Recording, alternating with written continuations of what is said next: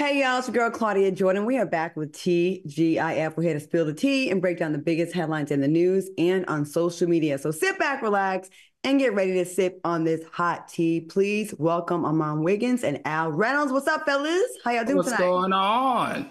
What y'all? Hey, it's Friday. Anybody got any big plans this weekend?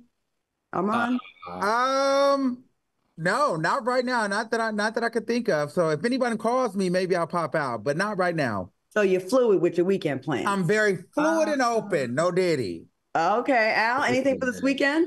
Yes, I'm celebrating. I'm having a birthday party here in Virginia, even though my birthday was yesterday. So I'm doing a birthday party in Virginia, and then in Los Angeles, I'm having a birthday party on my rooftop in Hollywood. So I'm super excited. I plan to catch up with a whole bunch of friends and celebrate this one more turn around the sun, baby. That's right. We'll have you some fun. All right, y'all, before we break down your favorite topics, we are celebrating Pride Month in our tea happy hour.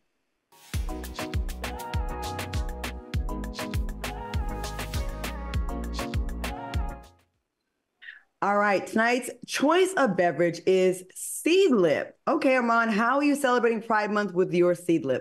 Yeah, so I go out a lot to all the different events at Pride. And so for me, I'm celebrating with using 1.5 ounces of Seedlip Garden 108 and 1 ounce of clear electrolyte drink, zero point 0.5 ounces of lemon juice, 4 frozen electrolyte ice cubes, and 1 pack of hydration powder, okay? And it is called Pride Hydration, because we're always outside. You want to.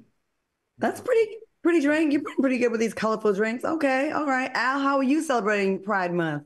So I decided to name my drink the Seedlip Pride Paloma. And so my drink consists of 1.5 ounces of Seedlip Garden 108, 1 ounce of fresh grapefruit juice that I squeeze, a 1/2 ounce of fresh lemon, and I put the lemons on the inside as well, as you can see, and a 1/2 ounce of simple syrup, 3 ounces of club soda, and then I use more than just 1 ice cube. As you can tell, I love ice, so I use like 12 to 15 because I like everything I drink cold. Okay, very nice, very pretty. Okay, I'm celebrating Pride Month with a prideful punch. Okay, my ingredients are 1.5 ounces of Seedlip Grow 42, 1 ounce of fruit punch, and 0.5 ounces of lime juice. And then I use garnish. I got the mint leaf and I got some lemon and I put some blueberries inside just to make it very colorful and just really get that rainbow effect. And I love it. All right, soulmates, we'd like for you to join in on the fun, but make sure you please drink responsibly. Fellas, let's cheers to an amazing Pride Month and an amazing show. Cheers to you. Cheers. Cheers. That's better than I thought. Okay. All right, let's get on with the show. Oprah Winfrey was scheduled to appear on CBS Mornings earlier this week, but her gal friend, Gayle King, revealed that she was hospitalized with a stomach flu. Gayle said she had some kind of stomach flu stuff was coming out of both ends. Now, she added, I won't get too graphic. Needless to say, she ended up in the hospital, dehydration, and she had to get an IV. It was a very serious thing. What are your thoughts? And do you guys have close friends that share too much of your personal business? Real quick, Oprah is resting up and made it clear that she was not offended by Gayle disclosing her stomach flu symptoms, because I was wondering about that. I'm like, don't be telling people stuff's coming out of both ends of the spectrum. Al, what do you think about this? Hey, listen, these two women are powerhouses in entertainment. And believe me, nothing that's shared or told was not pre-planned. They have been dominating the entertainment space, especially Oprah. And she knows that when she was in that hospital, people will sell her story because she's one of the biggest celebrities in the entertainment business. So in order to get ahead the salacious stories that could roll out, she had her best friend announce it the day she went into the hospital to make sure no one took advantage of her illness while she was incapacitated in the emergency room. All right. Armand, what do you think? And to add to that, I feel like to make so that people are not like, if she would have just came out and said, oh, she has the flu, people would have been like, well, there's more to the story. So we just add a little bit more. It's coming out of both ends, front and the back, the throat and the butt. And so people are like, okay, she's really sick versus adding their own stories to it. For me, it's not that big of a deal. We've all had situations where it came out the front and the back, and it just makes Oprah human. So for me, I don't think Oprah would have felt the way. I'm sick. I don't feel well. I think the biggest thing was, though, people are trying to, equate this to her being on that Ozempic. And so people are promoting Ozempic. So people are like, hey, you got all this, you're taking these weight loss pills, and that's what's making you sick, for real. And you're trying to promote that to the people. So I think that's the bigger conversation, not, Gayle saying, hey, she had the flu and it's coming out of both ends. All right. Yeah. Good way to think about it, you guys. I was at first like, dang, Gayle, you give a lot of information, but it does make sense to put it out there because maybe, that actually shows what kind of friendship they really have, that they're probably, well, not probably, they are really, really close because your good friends know what you'd be okay with being out there. They know how you talk. They know how y'all talk in y'all circle and what you're okay with. So that kind of shows bestie behavior, I guess, because we were like, oh, wow. But Gayle's like, it's good. That's my bestie. I know what I'm talking about. All right. We hope you get better quickly, Oprah and Gayle. I don't care what they're using. They look damn good, both of them. They are snatched. All right. Speaking of being hospitalized, Alexander Morris, the lead singer of Motown's Four Tops, filed a lawsuit against an Oakland hospital for discrimination. Now, the singer admitted himself to the hospital for chest pains and told security and staff that he was a member of the legendary group and had security concerns because of his alleged stalkers and fans. But instead of providing him with protection, they allegedly restrained him and ordered a psychiatric evaluation. I'm going first, Armand. What do you think? I'm going to be honest with you. I probably would have did the same thing if I was the hospital, just because, living here in LA, I'm traumatized. So everybody says that there's somebody, and they probably see a lot of crazy people that say a lot of crazy things when they go to these hospitals, but they should have did better research because the man, whether or not it was true or not, they should have dealt with the cardiac issue first instead of taking him off of oxygen and putting him straight into a straitjacket. I would have just said, let's deal with this issue first, and then we'll worry about, your celebrity later. But I probably would have did the same thing. And after reading a little bit more, it did seem like a little bit of discrimination, especially the fact that they were saying, sit your black A down and things like that. So it felt more racially driven than just like, oh, I'm thinking this guy's a little aloof and a little crazy. It's no secret the discrepancies actually in the medical field, like the way they treat black pain and black complaints is way different than how they treat white people. Like they're so quick to be like, oh, it's not a big deal. They don't take our pain as seriously. So it's pretty sad. They just messed with the wrong one that actually does have a name that maybe y'all don't know, but a lot of people do know. Al, what do you think about this? I find that I hope that he sues the heck out of that hospital. Not only was this negligence, but there was a racial undertone to it. There was also battery and intentionality and lack of service being provided, and that's called suboptimal care. And it's something that African Americans have experienced at higher rates than anybody else in the emergency room. And the thing that was so disturbing about this was this man had 3 strokes while you were treating him for the wrong disease. That's unacceptable as a medical professional. Instead of treating him for his strokes, you were treating him like he was a psych patient. You took his oxygen and you restrained him.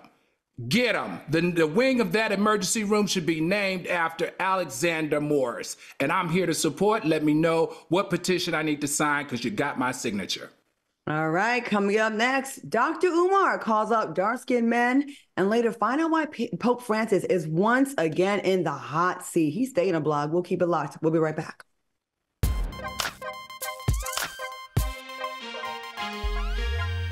Freedom. It's at the core of who we are. The freedom to live without fear, to jog where we please, to wear a hoodie. The freedom to breathe. Before we celebrate the freedom most Americans have, we must fight for the freedom all Americans deserve. Because all lives can't matter until Black lives matter.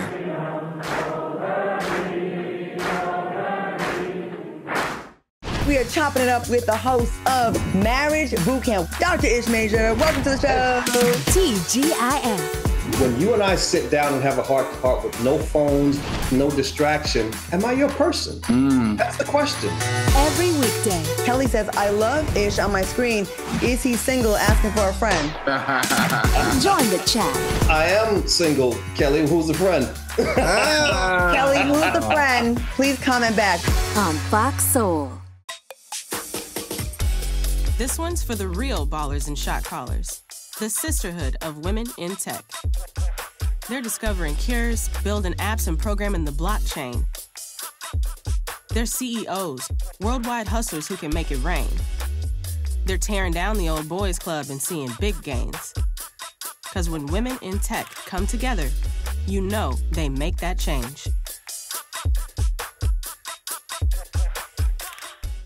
My mom wanted my life to be better than what she had as a kid. When I became a mom myself, I feel like my whole world changed.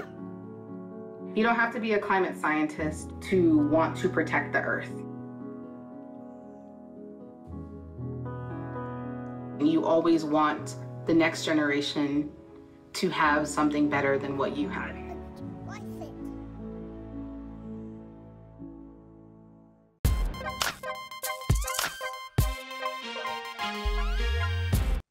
Welcome back to TGIF. Top of the show, I didn't get to say what I'm doing this weekend. I'm in Vegas right now, and I'll be out here for Michael Blackson's show. And my girl, his fiance Rada, is having her birthday celebration. She's always a good time. So me and the girls will be out there. Soulmates, a couple soulmates already hit me up and said they'll be out there. And you will catch me at the Bellagio at the craps table. I'm just saying, if you want to come say hi and get a picture, I'll be there. All right, Dr. Umar is going against his fellow brethren after sharing that dark-skinned brothers are cooning more than light-skinned brothers. Oh, my God. He said so far in 2024, dark-skinned brothers, my complexion and darker, have been doing more cooning and participating in more bunny hopping and more racial betrayal than all the light-skinned men in Black America put together. What are your thoughts on his remarks? Al, I'm going to go to you first. What do you think? Oh. Well, as the resident light-skinned man, I'll be more than happy to talk about this. You know, this is loaded, though, because this leads to a narrative of colorism, which is not only inflammatory, but it's also very divisive. And that part of the conversation I don't like because we have so many other bigger issues to discuss. But let me tell you something. A female friend of mine told me, I think it was on Monday, today's Friday, on Monday, she said, listen, Al, if you go out and you see an interracial couple where there's a man and a non-Black woman, usually the man is of a darker hue. They don't look like you. And I thought about that and I said, whoa, wait a minute. Now I can't unsee it. And if I go back since Monday, in situations that I have seen, that is 110% the case. So I understand what he's saying because I saw it and I see it with my own eyes, but I don't like this conversation to be a platform for us to, talk about colorism and create a divide even more amongst us brothers. Okay, Armand, what do you think? Well, he kind of took it right out of my mouth because I was going to say, I don't know what he's referring to.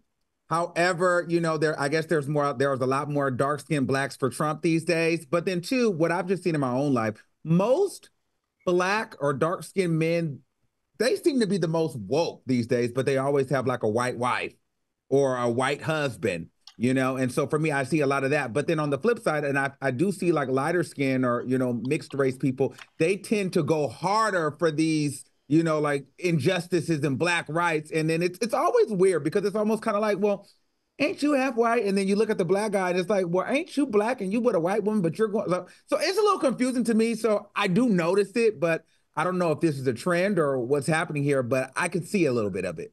I won't say this is the masses, but I do think it's definitely getting a spotlight on it. My brother is light skinned and he has a very chocolate sister with natural hair. His children are very brown skinned. He's very pro-Black. And you both know, everyone knows my mother's from Italy and I've been very pro-Black. People be like, yo, don't you remember your mom's from Italy? I'm like, I know, but don't leave me alone about that. I'm still fighting for my people. I think a lot of light-skinned folks feel like they've had to go a little extra harder to prove their Blackness. And it becomes ingrained. It becomes a very big part of their personality to the point where some people think you're almost a little obsessed. And it becomes that way because from a young age, a lot of times you're forced to pick a side, right? And if you don't answer right, you will be banished from your Black side or you will be banished from your white side. So there's that. And as far as the dark-skinned brothers picking the lighter skin, I will say there is an issue in our community, okay? I hate to say it, but I have to, we got to hold our people accountable as well. We can't just always give passes here.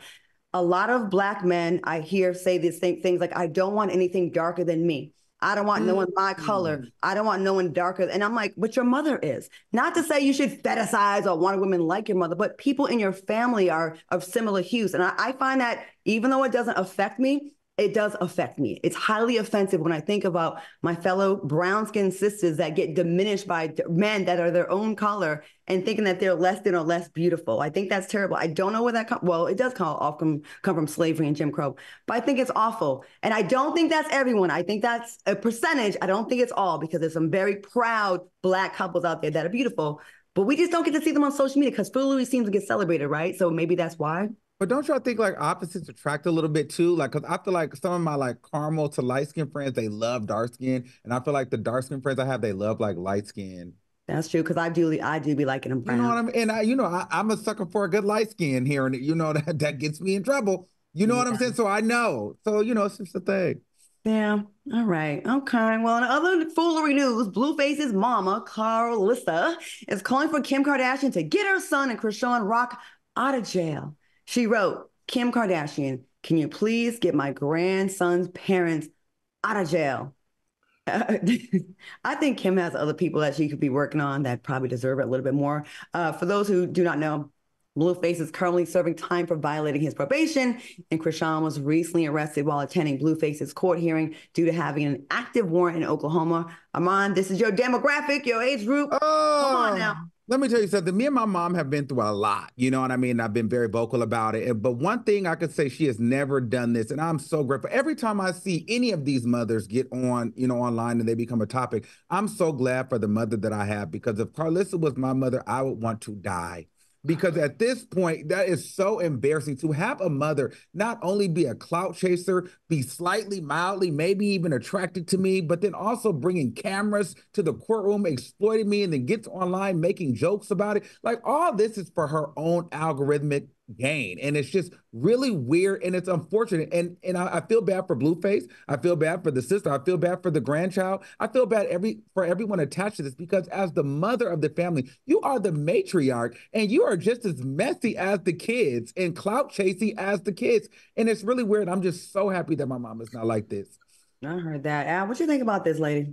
Armand, I'm gonna need your help with this. Now, Carlissa is on that new reality show over at Zeus, correct? Yes, Tokyo Tony. So Tokyo Tony. So let me tell you something. This lady right here knows how to work the internet, and she knows how to work the press. She saw this as an opportunity to associate herself, being that her show is up, to associate herself with one of the biggest names in the entertainment industry, and she stepped right into it, and she's getting coverage not only on the blogs, but on social media. And I find it very fascinating, like you said, that she has learned to do this in such a savvy way that not only has she now landed a reality show which will be paying her, but she's now becoming a talking head in the pop culture circles. Yeah, it's embarrassing. I'm so tired of her. And listen, Zeus they're going to capitalize on popularity. Popularity does not mean good or does not mean quality. Carlissa is a hot mess. She is. We've had words on social media, and I could give a care less what she says about me, because your opinion is not valid to me. I think she's a mess. I think she's very responsible for the dysfunctionality in her in her household, the way she speaks on her son's genitalia and all the weird stuff she says about the baby. She was talking real bad about that baby. She claims the baby, doesn't claim the baby, has been an awful grandmother. And I hope you see this. Because you ain't going to do nothing because you'll never see me out, because we will never be in the same circles again. We were once. I just think you were a pretty girl back in the day, too. Like back in the 90s, 2000s, I think she said we was in the same circles. No, we weren't. Maybe at a party that she was outside and I was inside. She said she took all your men, 50, Usher, Chris Brown, all them want to hear. I think she will be at the BET Awards. Zeus is bringing out all their top talent for the BET Awards. And Claudia, you host reunions over there. Well, I'll be presenting. In a similar circle. I'll be presenting. We will be away from the seat filler area. So I'm just saying, listen, I'm sure she'll be mad about this and want to fight. It won't be my first time getting into a fight at the BET Awards. Shout out to Amara's mama. But anyways, we've evolved since then. But I just think that she just continues to just bring negativity when you have such a platform now. I would love it for her if she turned this around and blossomed into something better, and to just not stay in this stank space. I think the only person that I'm concerned about in this whole thing, all of them don't concern me, but the child does. That poor baby, does the child have a chance? Absolutely not. that's going on. Not just your mom and your dad, but your auntie, your grandma. They said the grandpa didn't even want to take the baby when Krishan. Right, all of them. When the dad is online saying the baby looked like Charles Barkley, the baby don't have a chance. Right. It's repeating itself, right? Because from looking at Carlista now, you see that it's not 100% his fault. Like, he didn't have a chance because of his parents, his mother, right? And now the same cycle. Now you have Krishan and Blueface for this baby. What's going to come next? Like, it is a race to the bottom, like I say. And yes, I said seat filler. Yes, I did. All right, get into this shocking yet beautiful story. What if I get into a fight the beach? Well, no, I'm thinking you may not be able to host the next reunion for their show. You know, Zeus like to call you as a host. I'm not hosting that one anyways. I'm not. They would never call me for that because it would be ugly. It would be ugly, but they do give a nice check. All right, get into this beautiful story. A woman recently experienced a cryptic pregnancy after giving birth at a Golden Corral restaurant. But here's the gag. The woman didn't know she was pregnant and immediately went into labor after feeling sharp pains in her stomach. The mother gave birth to a baby boy and named him, y'all ready for this name? Tamar Kylon Corral Woodfork. Okay, how do you feel about this shocking story? And yes, cryptic pregnancies, when you don't have any idea, you can still get your cycle every single month and you really have no symptoms of being pregnant. And then you just, boom, baby. Al, what you think? Can you imagine? I think this is another child just based on the name may have issues growing up.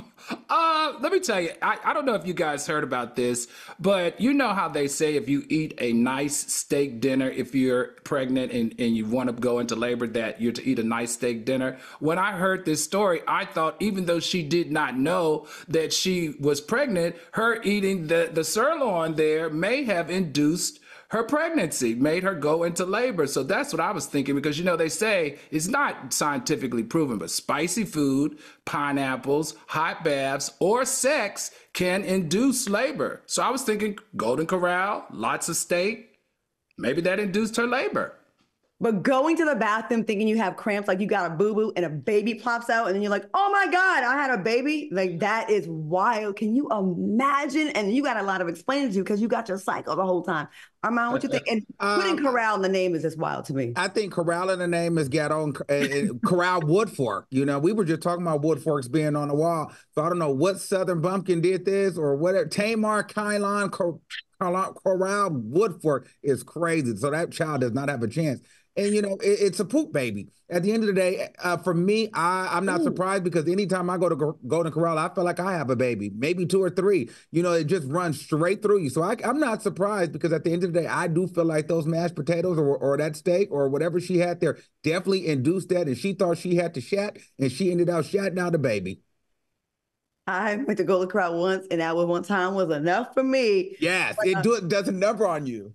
I got to make this comment, and it is going to sound like I'm generalizing, but I don't care anymore. It is Friday. When they have these super ghetto names, they always be like a real successful, like, running back. Like, they be real good in sports. Like, they always end up being like a thing. Like, I'm sorry. Like, a lot of these names be crazy. You'd be like, wait, what they name you? And they be making it. I'm just saying, I'm going to look out for this baby. I think this baby's going to make it. All right, coming up next, actress Camille Winbush opens up about her OnlyFans. And later, a restaurant is enforcing an age restriction. Stay tuned. We'll be right back. Hit that like button. We'll be back.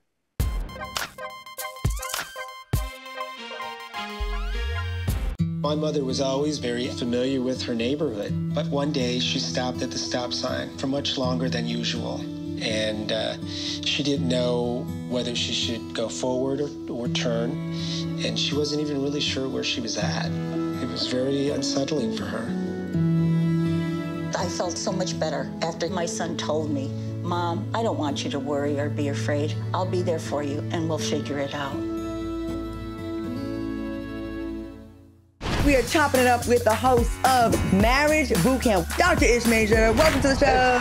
TGIF. When you and I sit down and have a heart-to-heart with no phones, no distraction, am I your person? That's the question. Every weekday. Kelly says, I love Ish on my screen. Is he single? Asking for a friend. Join the chat. I am single, Kelly. Who's the friend? Kelly, who's the friend? Please comment back. On Fox Soul. This one's for the real ballers and shot callers, the sisterhood of women in tech. They're discovering cures, building apps, and programming the blockchain. They're CEOs, worldwide hustlers who can make it rain. They're tearing down the old boys club and seeing big gains. Because when women in tech come together, you know they make that change.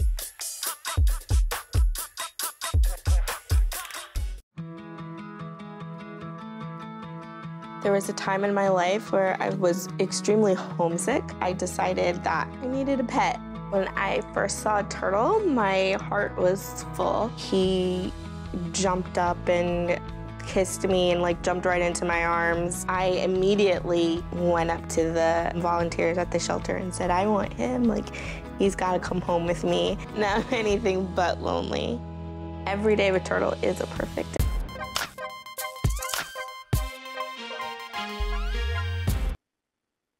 Welcome back to TGIF. All right, actress Camille Winbush from The Bernie Mac Show expressed why she decided to join OnlyFans. Now, Camille stated that the decision stemmed from when the momentum of her acting career stalled and she simply wanted to be free. Now, due to the inconsistencies of the entertainment business, can you blame her? In the past decade, there's been strikes. There's been lots of rolling back of jobs. The industry really suffered. What do y'all think about this? Armand, what do you think? I don't really blame her because she once was a star, and just going back to maybe work at Golden Corral is probably not in the cards for her. So she said, let me, show some TNA and, make, $1 million in 2 years or $2 million in 2 years and by showing my, by getting freaky. And she's been a childhood star for a long time. So she's probably wanting to break out into that and, feel sexy and have men gawk over her and get paid for it. A lot of people do this. Even independent artists do this now. You think that they're doing well. You think that they have these independent deals or, these record deals. And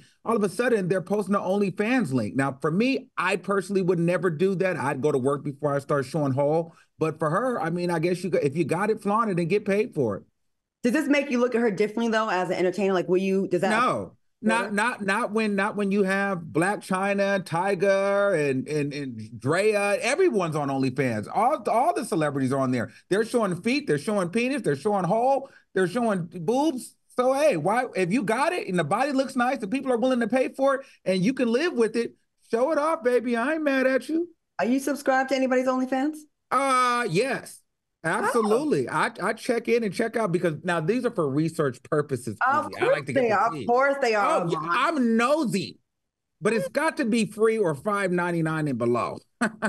Okay. Al, what do you think about this? Do you think that she did this out of necessity? Do you think it's do you look at her differently after doing this or no? Absolutely not. She speaks to what the entire strike around this industry was about. And a part of that strike was the huge effects that people talked about, that their residual checks were 23 cents. They would get 10 residual checks and it would be 23 cents because the network had taken all the money. What's so interesting about hers though, and I thought it was grown and sexy, she did not show any, I think, Armand called hole or anything. All she was in was in her bra and panties. She was very classy. She was very grown and sexy about it.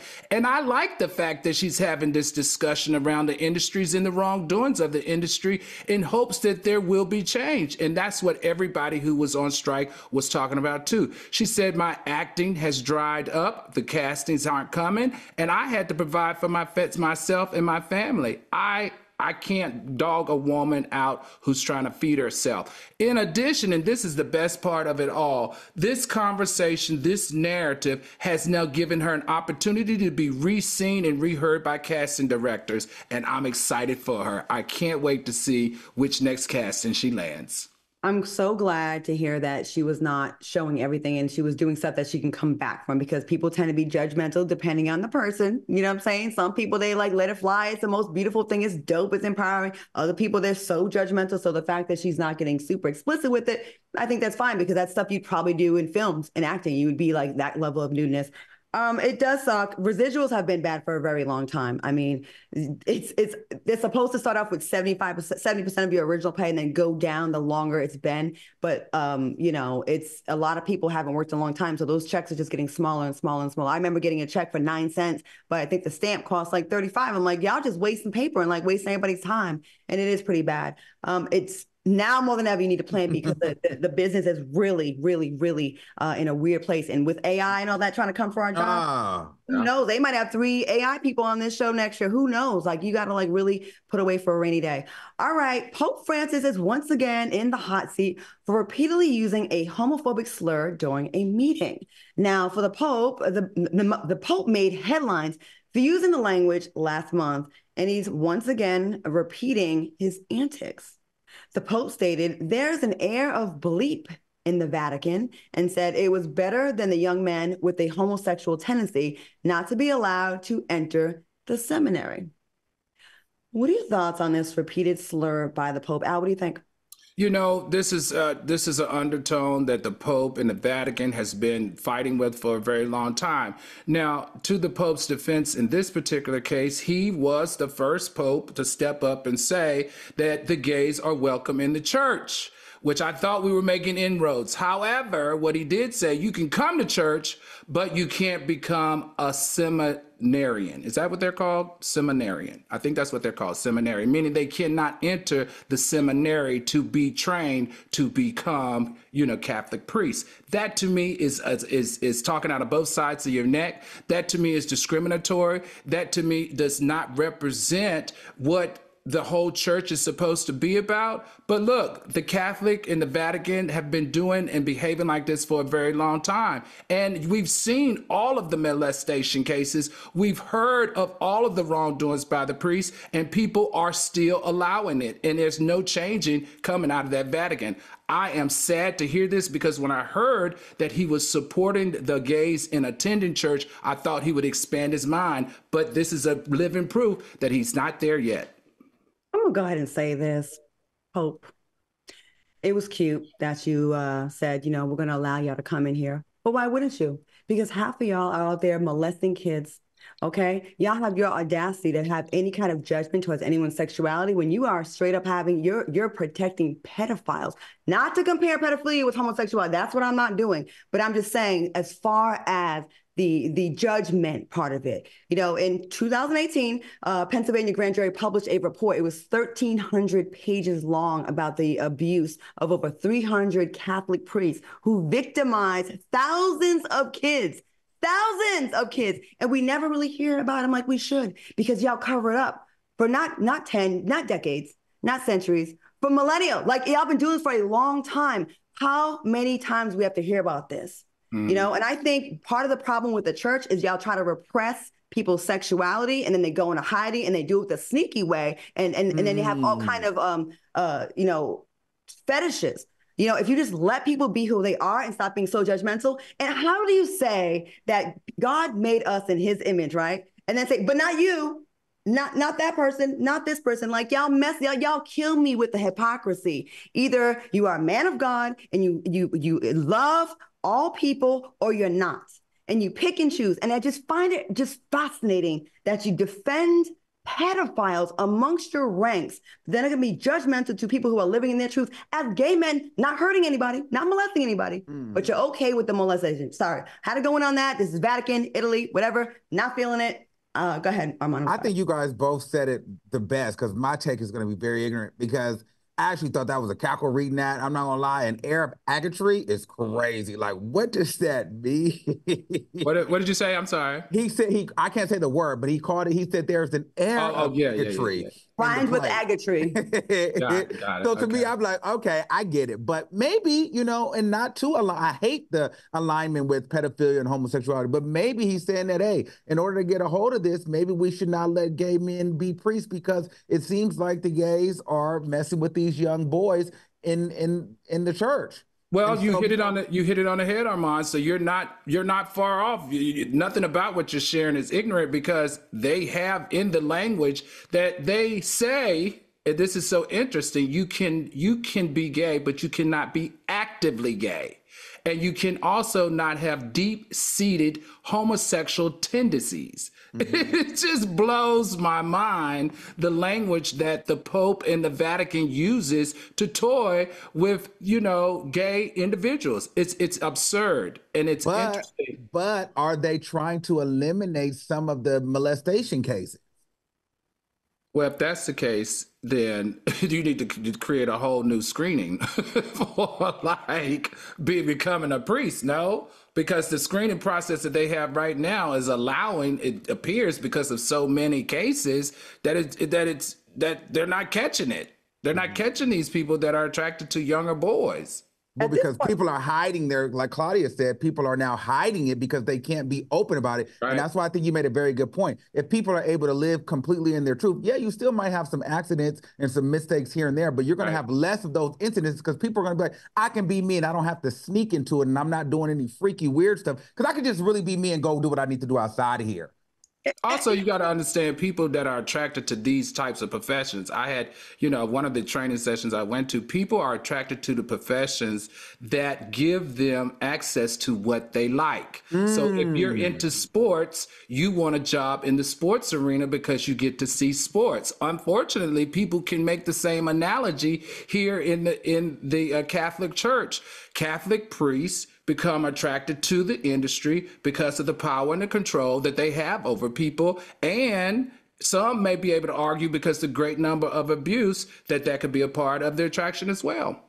It definitely is a place that provides lots of cover and it's actually ingrained in the culture. It's so common. And if we can't, we have to be able to call this out. It's an issue. It's turned a lot of people off from the church and it's also ruined a lot of lives. And where is the outreach for that? Like, I don't see it from within, right? You have to check your own. And none of this covering up or moving to another church. No, call it out, get them out of there. If sin's a sin, right?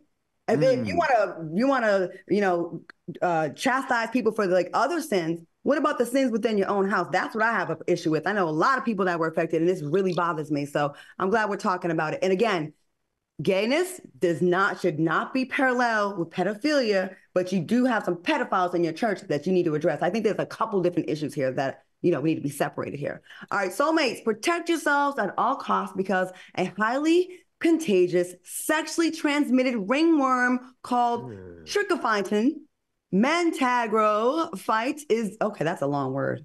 It's a type 7 was detected in the U.S. for the first time. Now, the patient in question was a man in his 30s who had developed scaly red patches around his groin, genitals, and buttocks, as well as his legs, arms, and back.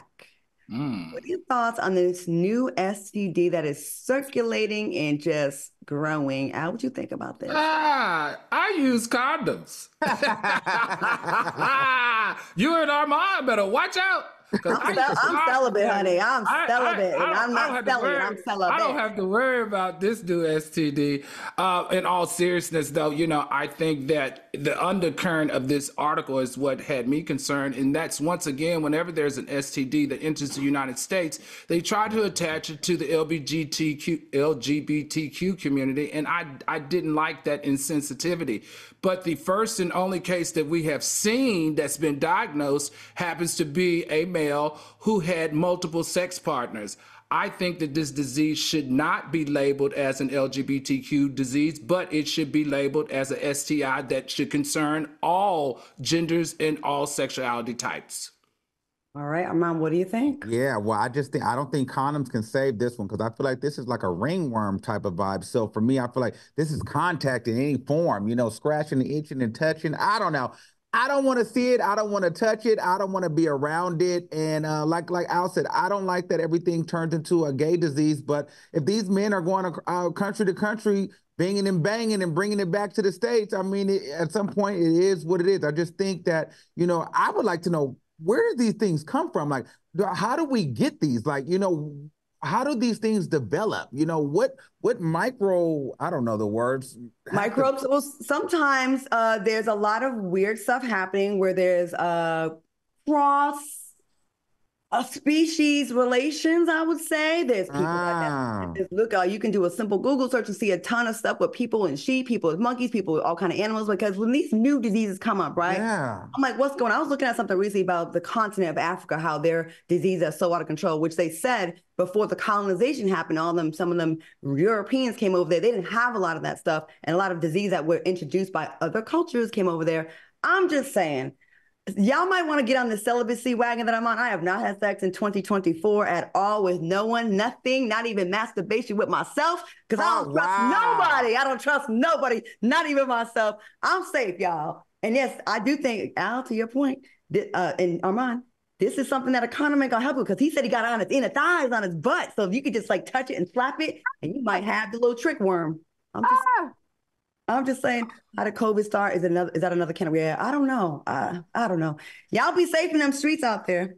Okay.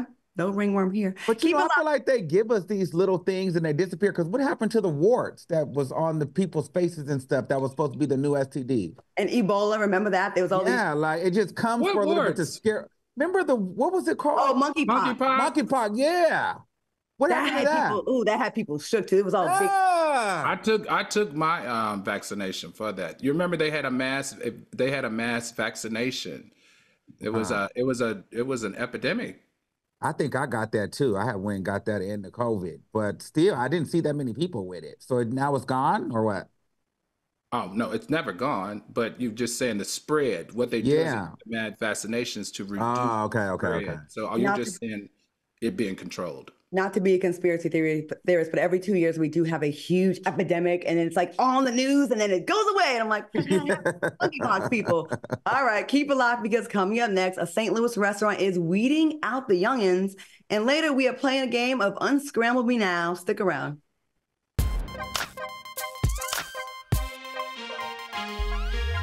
My mother was always very familiar with her neighborhood, but one day she stopped at the stop sign for much longer than usual, and she didn't know whether she should go forward or turn, and she wasn't even really sure where she was at. It was very unsettling for her. I felt so much better after my son told me, "Mom, I don't want you to worry or be afraid. I'll be there for you, and we'll figure it out." We are chopping it up with the host of Marriage Bootcamp, Dr. Ish Major. Welcome to the show. TGIF. When you and I sit down and have a heart-to-heart with no phones, no distraction, am I your person? That's the question. Every weekday. Kelly says, I love Ish on my screen. Is he single, asking for a friend? Join the chat. I am single, Kelly. Who's the friend? Kelly, who's the friend? Please comment back. On Fox Soul. This one's for the real ballers and shot callers, the sisterhood of women in tech. They're discovering cures, building apps, and programming the blockchain. They're CEOs, worldwide hustlers who can make it rain. They're tearing down the old boys club and seeing big gains. Because when women in tech come together, you know they make that change.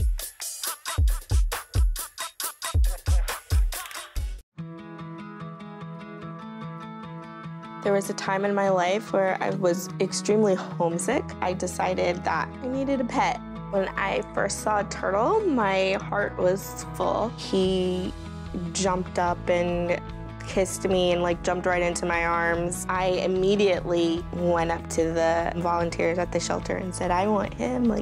He's gotta come home with me. Now I'm anything but lonely. Every day with turtle is a perfect day.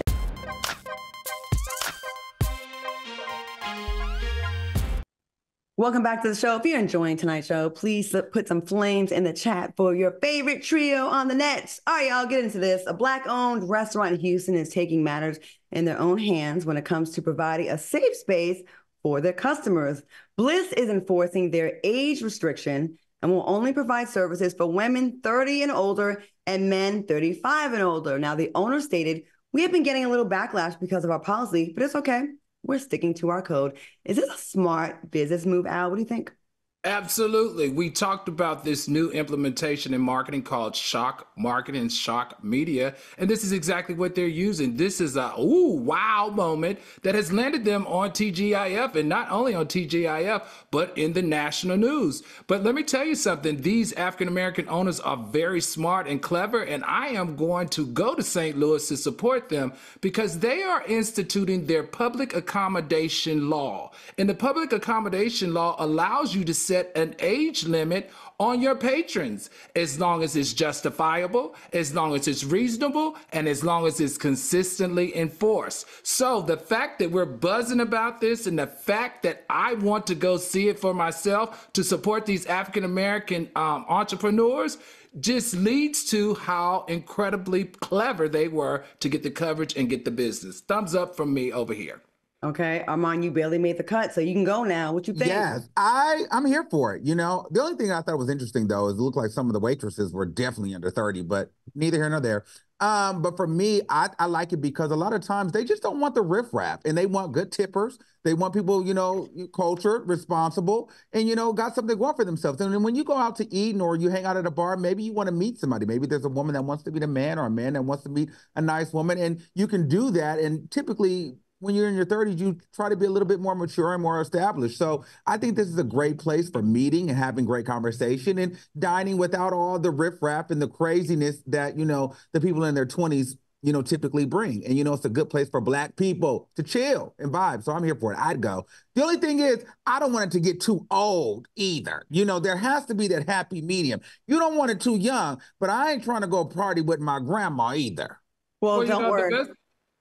The best part about it is that these entrepreneurs have done their research on the economy in St. Louis and who's spending and how much they spend at what age level. And what they found was those under 30 did not have the disposable income to eat out every night, which is needed for a successful restaurant. This is just brilliance at its finest. And I promise you, I can't wait to sit in one of their seats and taste their food. This is discrimination that I can get behind. I usually am against it. I will be on a soapbox and ranting about how it's wrong. This is 100% right because sometimes it is needed. I am 51 years old. I am not trying to be out there with people twerking in restaurants. There's a restaurant here in Dallas that got a lot of attention because the owner was pushed back on his younger patrons that were like in the restaurant twerking. He's like, I'm a Black man, Black-owned business. I'm trying to have a classy space for my patrons. And here you are up against walls, twerking. And I just feel like when you get older, there's less, not saying that there's not older twerkers, but it's less likely to see that kind of stuff. And if I'm going to have a nice upscale dining experience or even a mid-scale dining experience, I'm not trying to be around all that. And yes, I'm also not trying to be around a bunch of loud kids. I hope they start doing this for airlines and I love it at hotel destinations. Shout out to the Cove in Bahamas. No kids allowed. Ain't trying to hear your kids screaming and yelling when I'm trying to relax. Sorry, not sorry. All right, 2 disgusting high school teachers in Wisconsin were forced to resign after allegedly trying to seduce one of their students to have a foursome. The teachers allegedly sent inappropriate messages to the student on Snapchat and stated, y'all ready for this? Let's make the room stank. Wow. What are your thoughts on this crazy story? Who wants to go first? Who was motivated by the stankness? I don't know. Just white women talking about making a room stank and a foursome with a bunch of high schoolers. It's real kinky to me. So I don't know if and that's the one that was saying it too, the big hefty one. So I don't know if she was going to be farting in this space or queefing out loud, but that is just disgusting. And here's the thing that was interesting to me, though. It was almost like they kind of got caught because one of the girls was hating on the other one and told somebody that she was in the back seat, you know, with one of the students. And so one of them got caught and then another one got caught because she was sending pictures and the kids, being kids, came down and was showing all the other kids like, look at Mrs. Such and Such's boobs. You know, I just think it's really, really weird. And I think that these white women need to get it together and stop trying to make a room stank with a bunch of 11th graders. That's some real kinky mess, ma'am. Al, what you think? I find this absolutely deplorable. Statutory rape is a crime, and you shouldn't be forced to resign.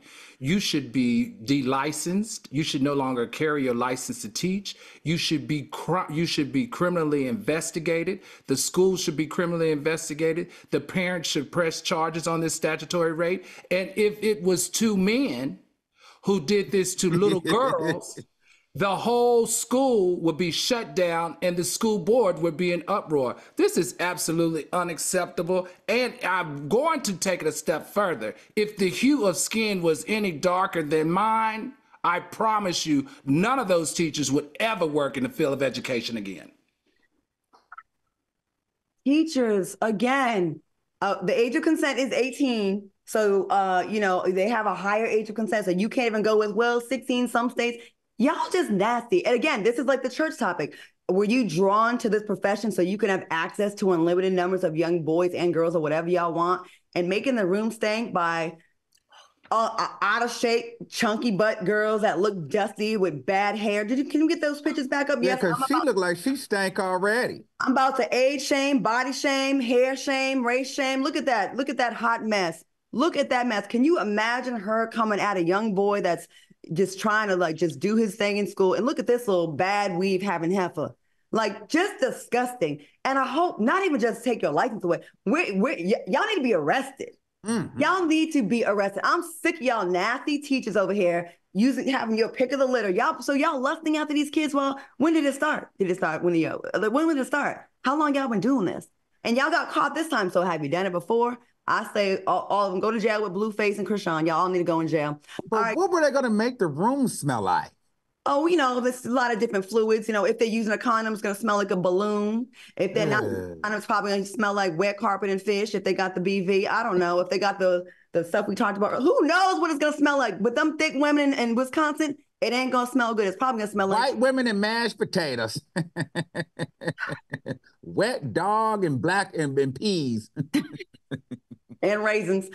Okay, these are not the views of Fox Soul. Coming up, we're playing a fun great game of Unscramble Me Now. Stay tuned. We'll be right back.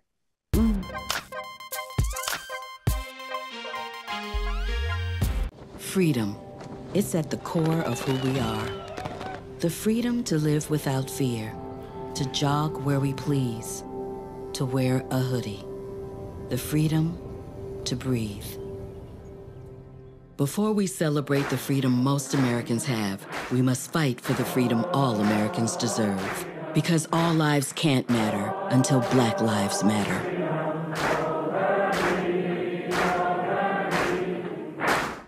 We are chopping it up with the host of Marriage Bootcamp, Dr. Ish Major. Welcome to the show. TGIF.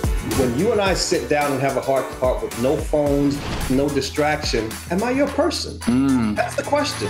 Every weekday. Kelly says, I love Ish on my screen. Is he single, asking for a friend? Join the chat. I am single, Kelly. Who's the friend? Kelly, who's the friend? Please comment back. On Fox Soul. This one's for the real ballers and shot callers. The Sisterhood of Women in Tech. They're discovering cures, building apps, and programming the blockchain. They're CEOs, worldwide hustlers who can make it rain. They're tearing down the old boys club and seeing big gains. Because when women in tech come together, you know they make that change. My mom wanted my life to be better than what she had as a kid. When I became a mom myself, I feel like my whole world changed. You don't have to be a climate scientist to want to protect the earth.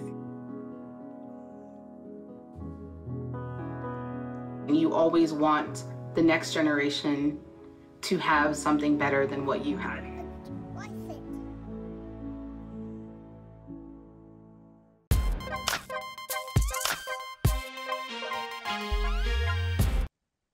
Welcome back to the show. In honor of Pride Month, we are going to guest some prominent figures in the LGBTQ plus community in a fun game of Unscramble Me Now.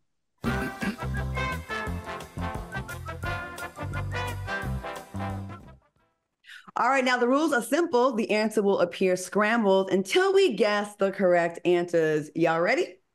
Go ahead. All right, let's cue the music. All right. First up, this actress and advocate became the first transgender woman to receive their own Barbie. Can you guys unscramble her now? Laverne Cox. Oh, yes, that was it. It's Laverne Cox. I spoke to Laverne Cox. She wants to come on T. We're going to get her on. Okay. Yes, I was thinking about that. I love Laverne Cox. She loves me. She loves the show. She shouted us out yesterday. She commented about T on her page today. Okay. The next actor is known for his fabulous red carpet looks. Oh, Billy Porter. There we go. I don't know how fabulous they are, but their looks. Oh, yeah. That White House look was not it. Oh, did you see it in person? No, he was kind of far away. I saw the glitter and I was like, okay, what is that? Okay, next one. All right, this next actress could predict the future in her hit show on the Disney Channel. Can you unscramble the clue? Raven-Symoné. Raven-Symoné. Oh. This talented actress won an Emmy for her role in Dahmer Monster, the Jeffrey Dahmer Netflix. Niecy Nash. That's right. Speaking of Emmys, this talented artist became the first Black woman to be nominated for writing in a comedy series and the first to have won the category. Can you guess? The Scramble. Lena Waithe. Yep, Lena Waithe. Okay. In 2012, this athlete was named and inducted to the Women's Basketball Hall of Fame. Can you guess? Brittany Griner. No. I know that's not. I don't know that one. Robin Roberts. Yes, Robin Roberts. Okay. Last but not least, this next artist told Rolling Stone, being a queer Black woman in America, someone who has been in relationships with both men and women. Janelle Monáe. Yep. That's it. All right. Okay. All right. Well, that was fun. Mm-hmm. We got that. Okay. To our Southern soulmates, Waffle House announced that they are planning to increase the pay for their servers. According to the company's CEO, the new increase is the single largest additional investment in their workforce in the company's 68 years. Now, as of now, it's been reported that our workers typically earn a low tipped minimum wage that could be as low as $3 an hour. Are you guys excited for this company? Al, what do you think? Absolutely. And let me tell you something, no shade, no tea. They need not only higher wages, but they should give them a gym membership for self-defense, because every clip that I've seen online, those workers have had to beat some you know what. So I say, not only give them higher wages, give them a gym membership to take a self-defense class, and also up their health as well as their life insurance, considering the conditions that they have to work in. It does be going down in Waffle House. I remember for a while there was shootings and all kind of stuff going down in Waffle House. All for $3 and maybe a tip with them ghetto people that come in there after hours. At the end of the day, I'm here for it. And here's the thing. I'm here for it across the board with all restaurants, because that little $3 or $2. I remember when I used to work in restaurants when I lived in Atlanta, it was like $2 and you had to rely on tips. But, people don't like to tip all the time. So that was really a struggle for me. So I think that this is great, as long as my waffle doesn't go up to $20. Okay, so there's a petition to add the Waffle House to a popular fighting video game. I think that's about right. Make that money go to the employees. I think this is great. Unfortunately, the way a lot of these corporations will react a lot of times is to fire people or to cut hours. In California, I think they raised the minimum wage to $20 an hour. And I think they're losing 10,000 jobs in fast food because the company's like, oh, now we got to pay this much. We're going to just like cut jobs, which they're not suffering any losses in profits. That's what they don't want to do. So I like this. Shout out to Waffle House for doing this, because your people look like they be going through it in there sometimes. And yes, life insurance, health insurance, dental insurance. Oh my God, get out of my head. Because I was about to say, maybe now they can get them some front teeth and some side teeth. At least the sides. Please. Is it worse to be missing a side or a front? A front, right? Honestly, the side. You mentioned the front. You just had a hard life. That side tooth, I feel like that. You missing teeth from the front or the side, you know it's gonna be some good cooking. Yeah, that is. You know it's gonna be some good cooking. Don't change those people's teeth in Waffle Houses. That food tastes good to me. The front teeth missing is good cooking. The side teeth is bad decisions, bad money management. People with side teeth, I think definitely. You know what I mean? or good drugs. Switching gears, according to a new study conducted by Harvard University, aliens may be living amongst us disguised as humans, or they could possibly be living underground in a base inside the moon. Are you guys a bit nervous, Armand? Absolutely not. I would love to have alien friends and family. Come and meet me, hang out, let's talk, let's shoot the shits and see what's going on in your world. Maybe I can go over there and visit, have a cup of water or whatever aliens drink. I'd love that. Okay, Al, what do you think? My whole thing is, if there are aliens that are living on the soil of the United States, they need to pay taxes too. If I got to pay taxes for living here, then they need to pay taxes too. So if you are hiding underneath the moon or somewhere or anywhere underneath the earth, The IRS needs to find where they are and send them their damn prepaid stamped stuff too. You know what? Why wouldn't aliens be living amongst us? To them, to the aliens, I bet Earth, as ghetto as it is, it's probably like watching the Jerry Springer show or Maury Povich the way we've been behaving the last few years. They probably come up here, get a good kiki, and then go on back to their planet like, whoo, child, I'm glad we're not ghetto like those Earth folks, because they are trash. We are looking a hot mess. All right, aliens.